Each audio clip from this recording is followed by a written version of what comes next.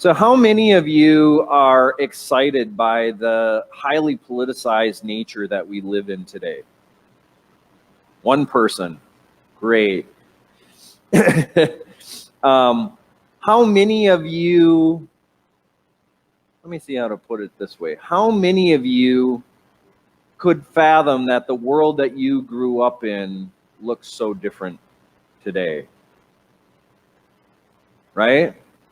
So some of you got a few years under your belt, and so I'm sure you've seen some major changes. Even for myself at 40 years old, it almost seems that the life that I grew up in no longer exists, right? And it's just unbelievable. It's hard to even fathom how that has happened. But it goes to speak to the amount of change that we're forced to deal with on a daily basis, right? And there are people who are beginning to believe and have a discussion about the fact that we now endure so much change so fast that we may not be able to handle it, right? And that it may cause problems because we simply cannot adapt and adjust fast enough as human beings to constantly deal with the level of change that we are seeing. And obviously, there's no simple solution to this, right? It's so complex that sometimes we have a hard time even identifying some of the problems or some of the solutions because we can't even figure out what the root of some of this is. Now, we also live in a period of time where we find ourselves, I think, unfortunately, in a political climate that is just a little ridiculous, okay? I mean, obviously, we can look at numerous things through a political lens, right? But not everything needs to be completely politicized. And unfortunately, that's what we have done with so many issues. Well, today we're going to be looking at a story out of the book of 1 Samuel chapter 8. And it's a discussion about how the Israelite people demand a king. Okay, and the basis or the context for that story deals with the political and theological tension that the people are under and that they have to navigate through. And so I thought that that might be an interesting discussion for us to look at how do we navigate through this in the highly politicized climate that we live in, and how does God call us to live into that? And so today's message is also going to form a context for the series we're going to be doing this summer, which looks at the life of David. And so for those of you that are starting to sweat a little bit, this whole series is not about politics, okay? It's about becoming a people after God's heart, okay? But we need to look at this so we understand how King David comes to become King David, right? We need this foundational piece in here to understand some of the things that he does. And then we're going to look at some of the great things King David does, but also some of the flaws and sins that he commits along the way. And I hope that it informs us and encourages us to be a people after God's own heart, okay? But our message today comes from 1 Samuel chapter 8. I'd invite you to turn there if you can do so in your pew Bible. I'm actually going to use an NSRV version today, so it's going to be a little different than your pew Bible, but still follow along if you would. And so our context today, in the book of 1 Samuel, we find that the Israelite people are basically a bunch of tribes, right? They've moved into the land of Canaan. They've settled. They're beginning to formulate and create cities, but they still live under this context of sort of tribalism or this confederacy of tribes, okay? And oftentimes what we see in the Old Testament is that their rulership comes in the form of elders, but also judges, right? So every time it seems like we read in some of the books, and then God's people went astray and God appointed judges to come down and set them back on the right path. This is still the same sort of system that they're living in, okay?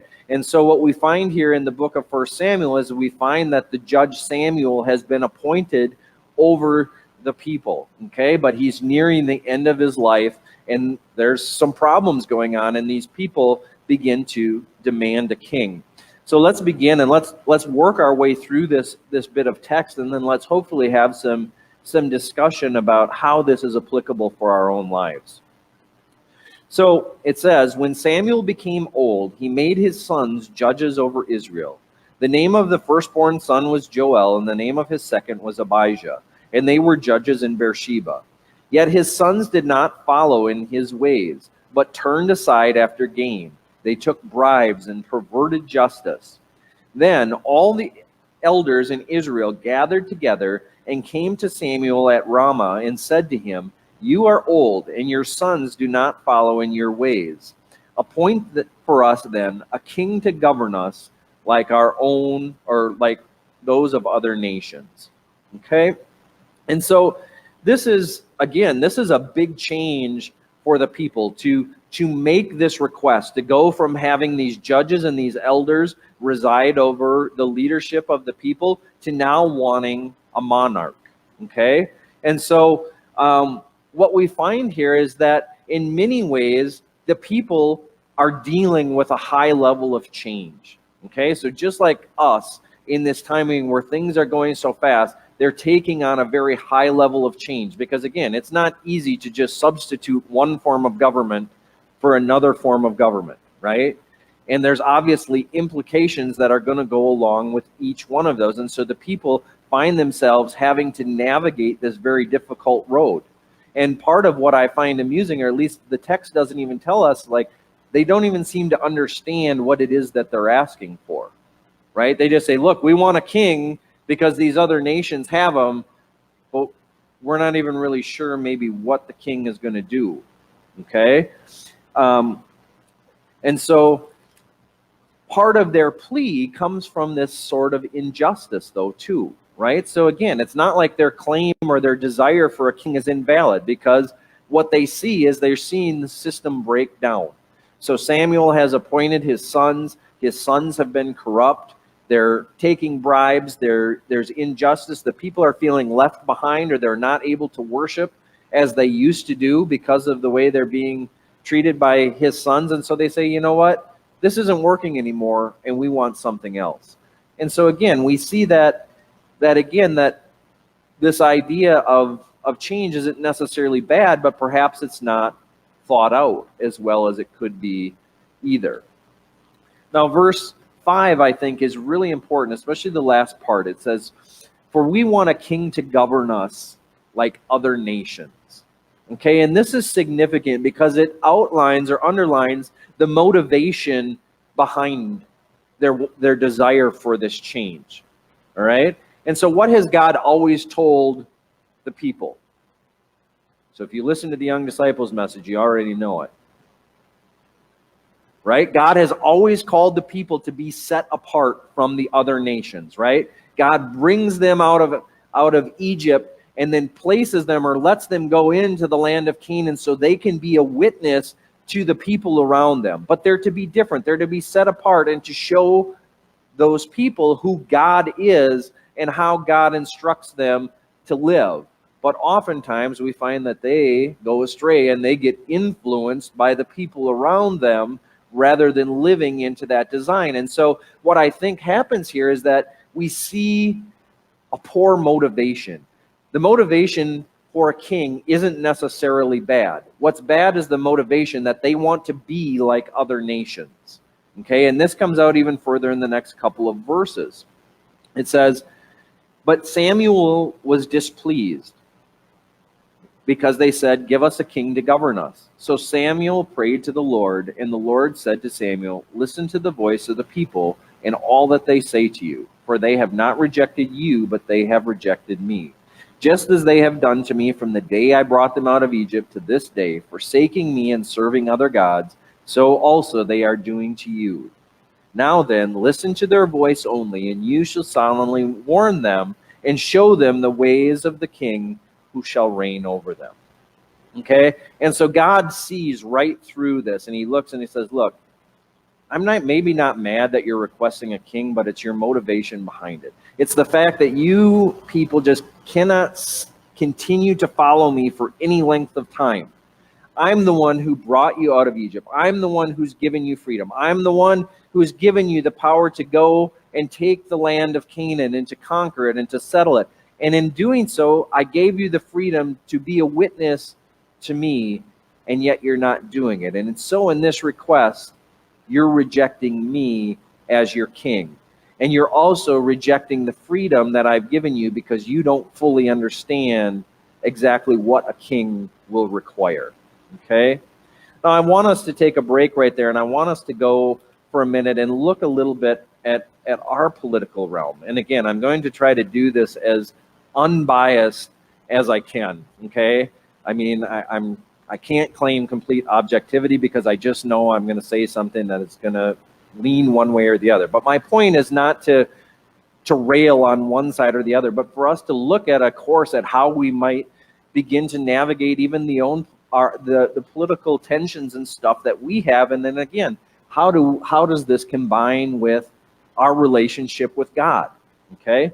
And so in the context of our political nature, even here in this room, we have people in our political system that are on both sides, right? We have a two-party system. And yes, there are people who are Republicans, there are people who are Democrats, and there are a few people, seems like an increasingly few amount of people who seem to be somewhere in the middle, okay? And so, again, both sides have positive attributes, okay? They have things to offer, and they also have some weaknesses and some shortcomings that we need to be aware of. And so if you are on the Democratic side or the more progressive side, you believe in the power of a bigger government. You think that the government is a creative force for change, right? And you believe that there's an element of collectivization, that you can harness the power of a lot of resources and human power to create change that you think will bring about human flourishing, right? Those are good motivations and good intentions, right? Okay, one of the failures of that, or one of the weaknesses of it, is obviously, if you've done a cursory study of history, governments are apt to become corrupt. And if they get too much power, they begin to oppress the very people that they were designed to protect and to govern, right? And so there's a danger there. If you're on the more conservative or Republican side of things, again, you're very aware of that danger. And that's one of the attributes of conservatism, is that you view government as a necessary evil, right? You believe it's there for the defense of your nation, and also for the defense of the freedoms. And in our country, we say those are our rights given by God, and that's what the government is there to protect. So again, a conservative person believes in a smaller government, and they believe in the power of the individual over the collective body, okay? One of the weaknesses of conservatism is that, again, it can lead to this very thing that we read about in the story, that the system seems to break down and become corrupt, or that you work so hard to hang on to the status quo that people begin to fall out and get left behind because people are so focused on just maintaining things the way they have always been. So, again, the issue for us is that how do we live into this tension? Because if we're going to have a healthy political system, there needs to be this push back and forth between the two to make sure that it's in balance, right? So that it doesn't go too far to either extreme, because there's danger on both extremes, okay? Now, one of the other things, and I think this pops up a little bit too in the story, is this idea of resentment, okay? And I think part of it, you might say, is based on justice. The fact that Eli's sons are taking bribes, there's injustice, and people are being left behind. But oftentimes when we find conflict within politics, there's a level of resentment that begins to come up. Like, look, we're unhappy with the system and we want to change it, right? And so it's a matter of how we can kind of get our way. Folks, our politics, one of the biggest things wrong with it is the level of resentment that we're seeing on both sides of this political spectrum, right?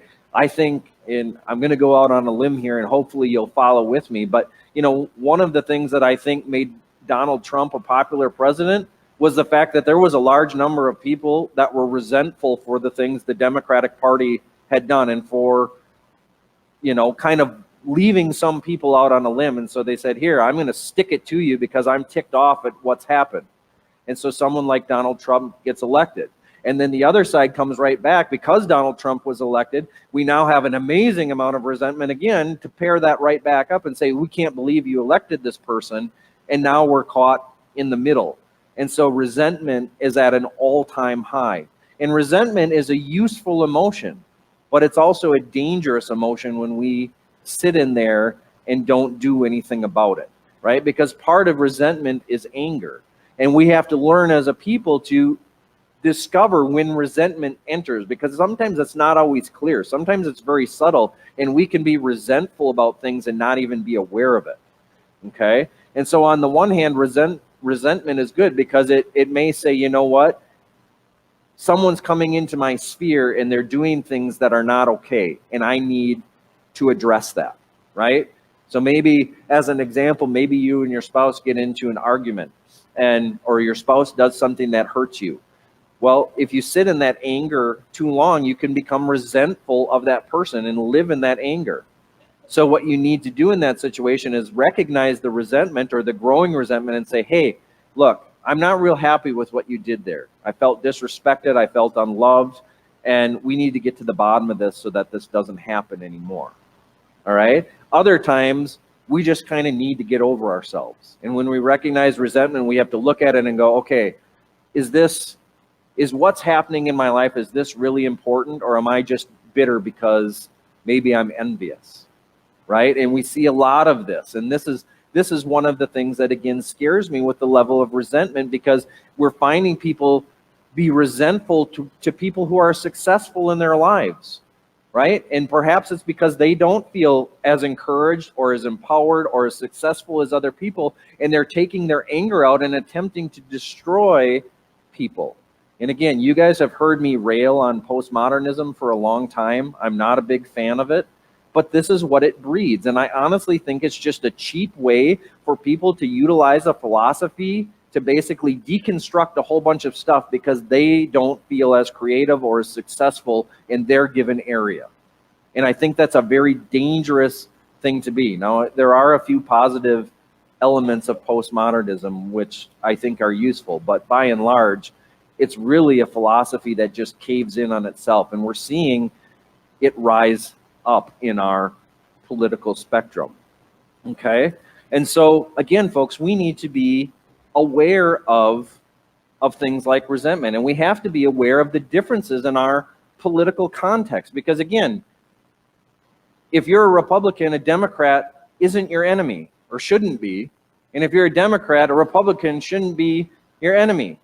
And yet we treat each other like we are. It feels like we're just constantly lobbing verbal grenades or even physical violence back and forth at each other. You did this, you're bad, blah, blah, blah, blah, blah. All right? Well, we can't have a useful discussion or discourse. We can't move forward when we're constantly in these places. And so again, this is where God comforts Samuel, because he says, look, this isn't how I want it to be either. Look, these people are flawed, okay? I brought them out of Egypt. I gave them these things. I've given them their freedom, but they want to go and do this stuff, even though I've given them something. I have called them to be set apart from these people rather than to be drawn in to the people that they live amongst.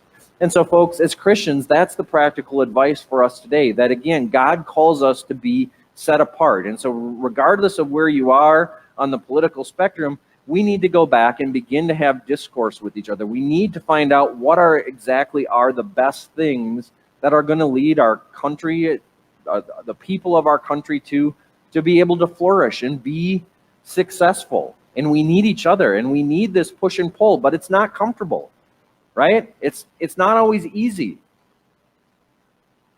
And again, the area of politics right now is so variable. There's so many variables in it that, again, as I said, it's hard for us to even begin to find the root cause of some of these issues, let alone to be able to craft a solution which might actually have positive results, okay? And so one of the things then that we'll talk about is this idea of consequences. There's consequences to the actions that we take. And so God says, you know what, Samuel, they're not rejecting you, but they're rejecting me. Okay, and this is a message that Christ often says throughout the New Testament. It's the things that the apostles grab too. Like, look, the world first rejected me. The world will also reject you, but I still call you to live differently in the world. I still call you, even amongst that persecution or that dislike or those challenges, to love the people that I placed you to live in or live with. All right? But there's consequences. And so he says here, if the people really want a king, I'll give them a king, but you need to warn them of what might happen. Okay, so we'll pick up then with verse 10. So Samuel reported all of the words of the Lord to the people who were asking for a king. And he said, these will be the ways of a king who will reign over you. He will take your sons and appoint them to his chariots and to be his horsemen and to run before his chariots. And he will appoint for himself commanders of thousands and commanders of 50s, and some to plow his ground and some to reap his harvest and to make his implements of war and the equipment for his chariots. He will take your daughters to be perfumers and cooks and bakers.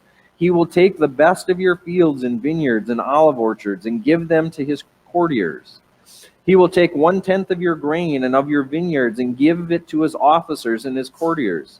And he will take your male and female slaves and the best of your cattle and donkeys and put them to his work. He will take 1/10 of your flocks, and you shall be his slaves. And in that day you will cry out because of your king, whom you have chosen for yourselves, but the Lord will not answer you in that day. And so, friends, just as a good parent would do to a child, God says, look, the choice is before you, but there's consequences to the action or to the decisions that you make. And here, I'm even to be nice enough and warn you about what those things might be. So now, again, we have to think of the context of this because it's so foreign to us. But most of these people are, again, they're living in a tribal organization. Most of them are what we would call subsistence farmers, right? They barely have enough to survive, let alone, make any sort of a living above and beyond that. And yes, you have a few people who have skilled professions and maybe they do a little bit better. But think about the toll of that. Think about what it might be to be inscripted into the military and you have to work a farm and you barely have enough to get by. How are you going to do the work when you can't afford servants and you have to do work, but now you're out on military parade for how many months of the year? What happens when the king or the government comes in and begins to take your family members and say, look, I want your daughters here in the castle. I want your sons to go and do here and go and work and do these things over here. What happens when I begin to take the little bit of grain and food that you have so that I can live in comfort and luxury, and now you barely have enough to feed your family? All right, so there's some real dangers that the people get warned about. And what is their response? Guess what? We don't care. We want a king. And so the people refused to listen to the voice of Samuel, and they said, no, we are determined to have a king over us, so that we may also be like the other nations, and that our king may govern us and go out before us and fight our battles. When Samuel had heard all the words of the people, he repeated them in the ears of the Lord, and the Lord said to Samuel, listen to their voice and set a king over them. And Samuel said to the people of Israel, each of you return home. All right? And so, friends, there are consequences to our actions. And one of the things that concerns me in terms of the actions that we're taking is the level of activism that we're seeing within our politics, but also the level of activism even within our church. And this is on both sides. I'm not selecting one side or the other because, obviously, I think that the Democratic progressive side, it's easier to see that. They're just more aggressive, more vocal when it comes to their activism. But there have been a lot of calls for conservative people to become equally activist in their nature in the way that they do things. And friends, I think that that's very harmful. And I think it was C.S. Lewis who said that activism leads to violence. And friends, we've seen that. Again, I'm not saying every activist becomes violent. But we saw that in the riots in the cities that happened. We saw it in the riots and the things that happened at the Capitol, that people get so wrapped up in the emotions and things of that movement that they just cease to think correctly, and they do things that cause harm to people or to property or to the flourishing of the communities that are there. And so, friends, I think we don't need more Christian activists. We just need more Christians to live the way God has called us to live, to go out and to show love to our neighbor, right? And yes, are we to have an influence on politics? Yes. But does everything in the church need to revolve around politics? No. And again, that message is being encouraged by both sides. You know, I have heard people say that if you're not preaching on politics, then you're not doing your job as a pastor. And I probably have failed somewhere along the way in how I have approached that. But friends, we don't need more activists. We need more people just going out, loving God with all their heart, soul, mind, and strength, and loving their neighbor as themselves. And yes, we have a political responsibility, especially in this country, which was designed to give us voice, to go out and to vote for people. And when we don't like the work that we're doing, at least we have the opportunity to say, you know what, you're done and you're out. You have the ability to call and consult and advocate for things that you want. But again, are you doing it for the right reasons? What's your motivation behind that?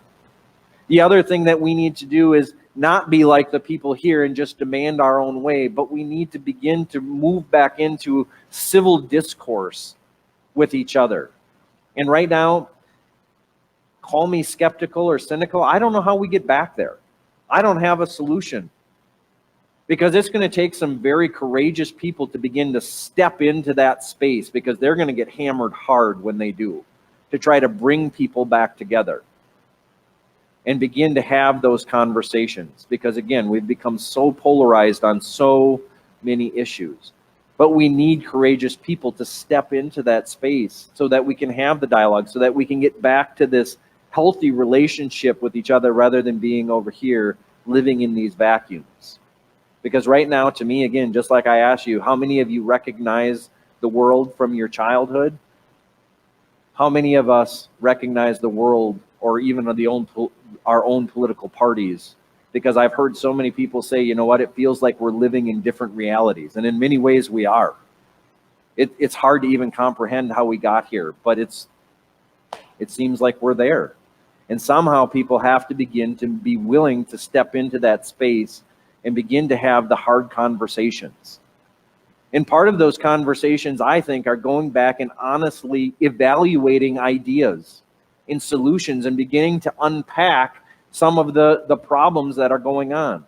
Because right now, it seems to me like we have a lot of legislation that's going through trying to basically just be reactionary to the things that are happening.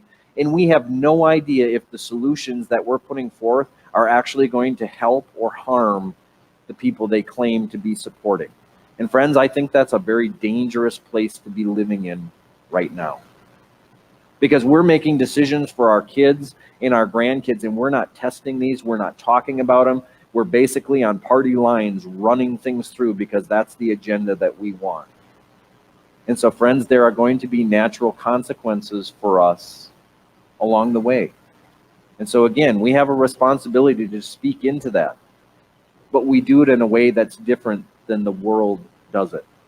And where the world might sit on social media and bash and criticize and cancel everything that comes out that they disagree with, we're called to love. We're called to enter into that space. And maybe at the end of the day, it still comes out that we disagree, and we come to the conclusion and say, you know what, I guess we just have to agree to disagree. And we'll continue to move forward. You go and care for people the way you think is best, and I'm going to go care for people the way I think is best. All right? Again, that's an okay decision. May not seem like the best one in the moment, but it's a possible solution. And so, friends, we need to just be aware of that. And we need, again, as we'll study in the weeks to follow, again, how do we be a people after God's own hearts? How do we live into the calling that God has given us? How do we overcome the flaws, the temptations, and the sins that we have to truly be the best Christians, the best disciples, the best leaders that we can be? So friends, I hope you found that insightful, or has at least encouraged you to think a little bit differently about it. I know that I've been doing some serious thinking about it, and it's pretty eye-opening to some of the things that go on, and just things that I didn't even think about or even contemplate, and how those ideas or those concepts might play into all of this. So your action steps for this one, the first one is a reflection, and that is just to reflect on how well you are living into the political and theological context of our time. And again, this is a very simplified version, but there are people who are very conflict averse, and there are people who want nothing to do with politics. They don't like to talk about it. They don't want to do any of that. And so again, I'm not saying that's bad, but is God maybe going to encourage you to engage in a different way? There are those people that live in the middle and try to bring people together, and I think right now we need those people very much, but it's a very dangerous place for them to be, because they're going to receive a lot of criticism on both sides. And then you have those people that again are very, I'll just say, aggressive in the way that they work politically. And again, that's not necessarily wrong, but for you, in your discernment and in your relationship with God, is that the right and the best place for you? So the second one is the practical one, and that is just to identify one or more things that you can do to show God's redemptive love for people this week. And again, maybe it's political, maybe it's not, but then go out and do them, because we need our actions to match the words that we're saying. And so if we are to be set apart and to live into the communities, into the families, and the places that God has put us, then let us go and do that. God bless. Friends, at this time,